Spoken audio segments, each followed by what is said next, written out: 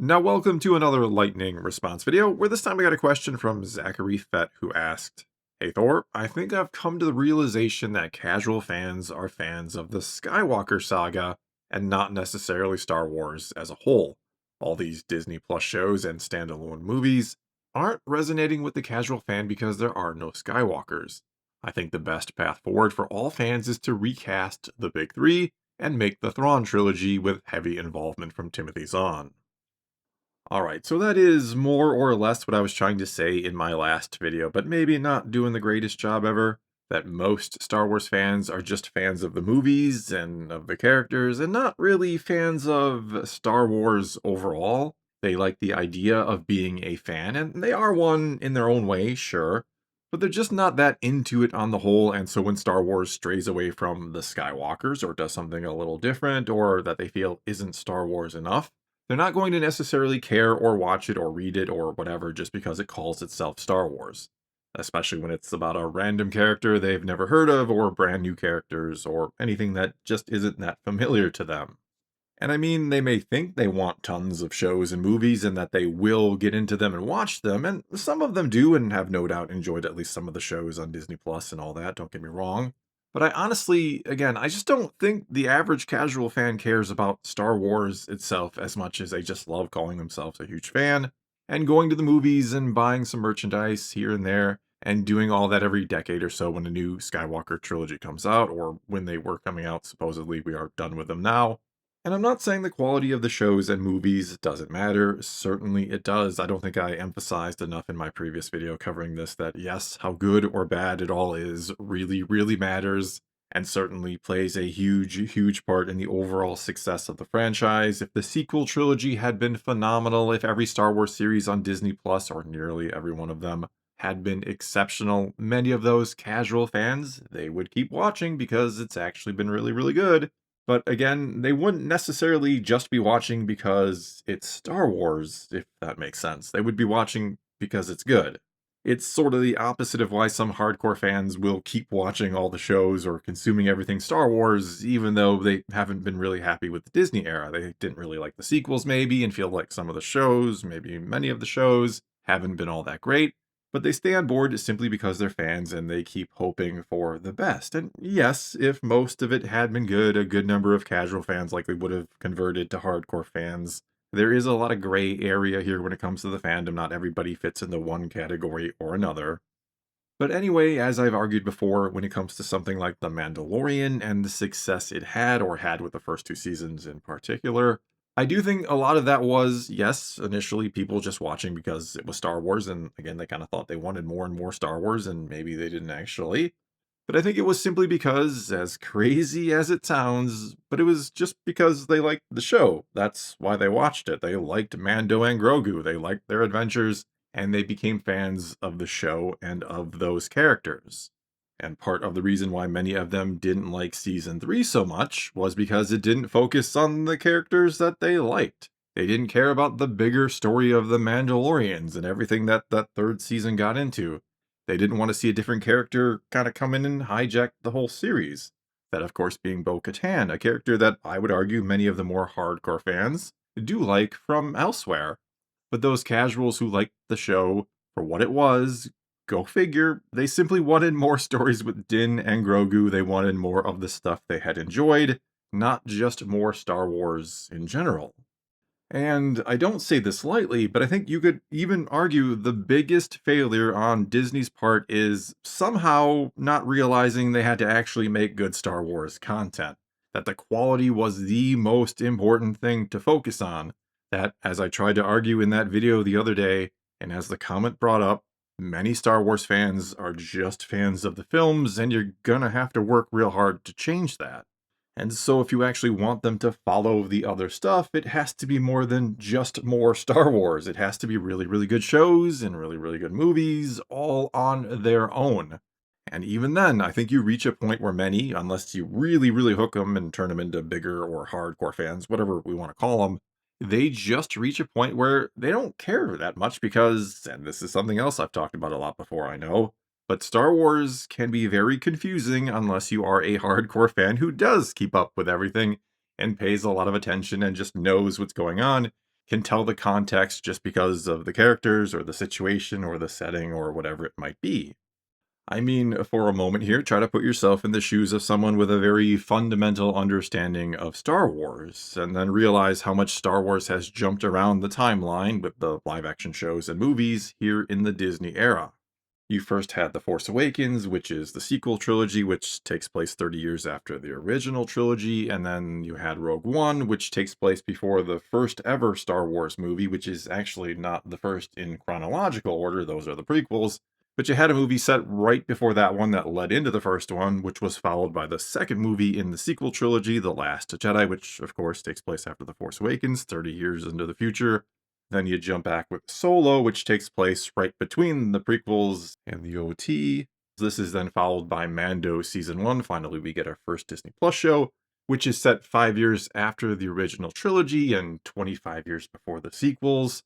Then the next month, The Rise of Skywalker comes out and finishes off the sequel trilogy. That's followed by Mando Season 2, which is, again, before the sequels and after the original trilogy. And then there's the Book of Boba Fett, which is set somewhere around the Mando show. Then you have Kenobi, which is, again, set between the prequels and the original trilogy. And that is then followed up by Andor, which is set, like, right before the original trilogy. Then it's on to Ahsoka, and we're back to after the original trilogy. Then we get the Acolyte, and now you're 100 years before all of the Skywalker stuff. Next up, it is Skeleton Crew, which is, again, it's after the original trilogy and kind of in that Mando time period. Then it's back to Andor Season 2, which is right before the original trilogy and leads into Rogue One. And now we're getting the Mando movie, which is, again, in the Mando time period, followed by Starfighter next year, or next year as in 2027, which is going to be 5 years after the sequels. Then we could get a Dawn of the Jedi movie set 25,000 years before anything. And so, if you're not the biggest Star Wars fan ever, and even if you are, that likely sounded very confusing. It sounded very difficult to try to figure out where are we at any given point in time with a given series. And part of the problem with all that is, and you could say it's almost this double-edged sword, or it's a damned if you do, damned if you don't sort of thing. But you don't have to keep up with all that to know what's going on overall, because in Star Wars, there's really nothing going on overall here in the Disney era. There is no kind of overarching plot line, which then makes it really easy to jump off or not watch the next show because it doesn't really tie into anything else you care about. Which seems like a good thing if you're a fan, but is actually a really bad thing if you're Disney or Lucasfilm, since it makes, again, stuff easy to skip. And one huge advantage Marvel has over Star Wars, and is a big key to their success, I would argue, and is why it has an easier time holding on to casual fans, is that everything is more or less linear and building to something bigger, building to an Avengers movie. It is hard to jump off the story you've been following for multiple movies, especially when it seems like everybody around you is staying on board and is in the know, and you're not going to be if you stop going to the movies. But with Star Wars shows on Disney Plus, it's not linear and there's nothing bigger to really be a part of, which is another reason why the trilogy every decade formula is so successful. Everyone you know around you is going to the movies and keeping up with it, so you do too. Anyway, here it seems like the answer to all of this is relatively simple. You just make more Skywalker movies and the casual fans will come back. And maybe they will, maybe they won't. It's hard to say at this point. But another problem with all that is a lot of the more hardcore fans actually don't want more Skywalker stuff, either because they're tired of the time period, because as fans of the whole thing, they're more okay than the casual is with going elsewhere in the galaxy, or because they just don't trust Disney with those characters anymore. They've done them dirty one too many times. And even though I don't think Disney would ever do it, I do think doing the Thrawn trilogy or doing a story heavily based on it, especially if, and it would require this, if Timothy Zahn was brought on board and played a big role in its creation, I think it could work and be the best of both worlds, or make pretty much everyone happy.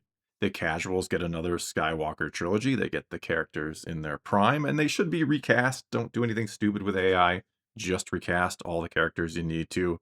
But the casuals, they get more Skywalkers, while the hardcore fans, they hopefully get the movies done right. They get the characters as they want them to be, and also it honors the books that were abandoned in favor of the new Disney canon. It could be sort of an apology letter to them. And Disney would, of course, have the option of trying to kind of work it into the new canon or just having them be their own thing in the EU canon, essentially. The only ones that are really going to notice anything wrong with the timeline are the more hardcore fans, and they're going to understand they don't have to or don't align with the sequels. While the casual fans, if they even notice the alignment is off, they're probably not going to care that much. Again, they just want to watch Skywalkers, and, well, here are some Skywalkers to watch.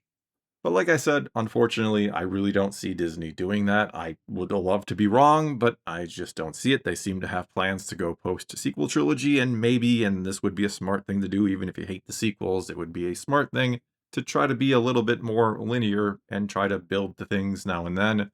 That is, like it or not, a way to kind of keep the casuals around when they feel like there actually is momentum towards something bigger at the end of the road. But I don't know, the negative side of me says that Disney and Lucasfilm, current day Lucasfilm, is just never ever going to get this right, while the optimist in me, the one who wants to see Star Wars get better above pretty much anything else, thinks maybe someday, somehow, maybe they will bring in new leadership in the near future, but hopes some way, somehow, they can figure out that, as I've argued before, Star Wars is for anyone, not everyone. Try to make it as good as you possibly can. Try to make every piece of content good, so that you are satisfying your hardcore fans who love Star Wars, all of it, who love this universe and just everything about it, but is also good for the casual fan who isn't going to watch everything just because it's Star Wars. They're going to watch it because it's good, and maybe one day, yeah, you turn them into hardcore fans, but you gotta earn it. You gotta earn it on both ends. You gotta keep your hardcore fans happy, and you gotta keep the casuals happy, and that is simply something Disney has failed to do. All right, I think that is going to be all I got for you this time. It is now your turn. Take to the comments below and tell me what you think about anything and everything I had to say, or you can ask a question for a future lightning response video. All you got to do is start your comment off with "Hey Thor." You ask your question. I will try to get to it in a future video. But whatever the case may be, leave your comments below. Let's talk some Star Wars. And until next time, thanks for watching.